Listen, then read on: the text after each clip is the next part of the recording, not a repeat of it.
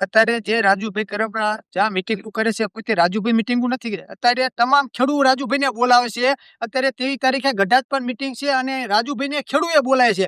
એટલે અત્યારે એ મીટિંગ પણ નથી કરવાની. આવી સુરનગર જિલ્લામાં 8 થી 10 મીટિંગો કરવાની છે અને અત્યારે રાજુભાઈ બધા ખેડૂતનું મંતવ્ય લે છે કે આપણે શું કરવું, કયા પક્ષમાં જાવું એમ. એટલે ખેડૂત જે કહેશે એ પ્રમાણે જવું છે. અને અત્યાર સુધીના કેટલા ધારાસભ્ય બન્યા, અત્યાર સુધી પક્ષ પલટો કર્યો હોય તો કોઈ પૂછવા આવ્યું જ નથી ખેડૂતને. એમની રીતે કુદીને વહી ગયેલા છે. આ તો રાજુભાઈ આપણે અત્યારે પૂછવા તો આવે છે ને કે જ્યાં પક્ષમાં જવું, શું આપણે બધાને કરવું. એટલે જે રાજુભાઈ બધા ધારાસભ્ય કરતા હતા એના કરતા આવડું કર્યું છે. અને રાજુભાઈ શું કામ એમ કરે છે કે રાજુભાઈને ખબર છે મારે ફરીને ખેડૂત વચ્ચે જવાનું છે. અને બીજા ધારાસભ્ય એકે પણ પક્ષ પલટો કર્યો હોય પછી ખેડૂત પાસે દેખાણા જ નથી. 5 વર્ષ એનું કામ બધું ખતમ થઈ ગયેલું હોય છે.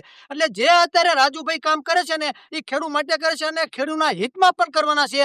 એટલે તમામ ખેડૂતને ભેગા થાય છે અને તમામ ખેડૂત રાજુભાઈને આમંત્રણ આપે છે. રાજુભાઈ ખેડૂતને નથી કહેતા કે તમે મને બોલાવો એમ. અને ખેડૂત મંતવ્ય લેશે, ખેડૂત બધા રાજુભાઈ હારે જ રહેવાના છે, રાજુભાઈ હારે જવાના છે.